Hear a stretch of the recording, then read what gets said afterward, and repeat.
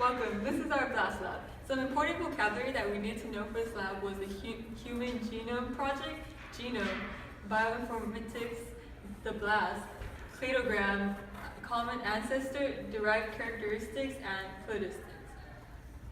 Some important things that we had to know is that information from the Human Genome Project is used in bioinformatics as it provides teachers with background information about development and applications of bioinformatics. Cladograms that are currently being created are different from cladograms that were created in the 1970s because cladistics is not based on morphological similarity or on ancestry and descendant relationship anymore, but in sister group relationships between related taxa. The kind of information that is obtained from BLAST search is amino acid sequences of proteins or the nucleotides of DNA sequences. It can be used to compare a query sequence with a library or a database of sequences and identify library sequences that resemble the query sequence about a certain threshold.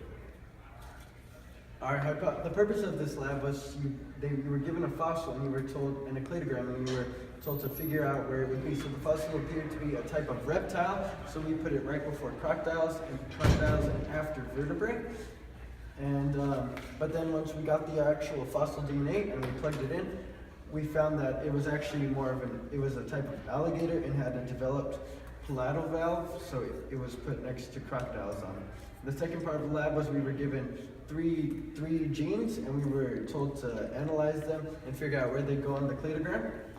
The first gene was a type of chicken, and so we put it next to birds because it has feathers and all the other things that come before it. And the second gene was a type of fruit fly, so it's a type of vertebrate, so we put it right there. And then the third gene was birds, but slightly more developed than our chicken, so that's where we put.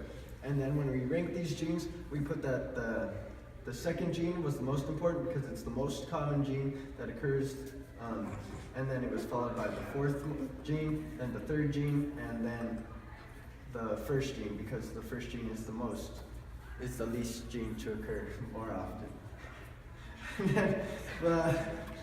and then we were told to choose a type of gene, we were told to choose a gene and figure out where it would go on a cladogram.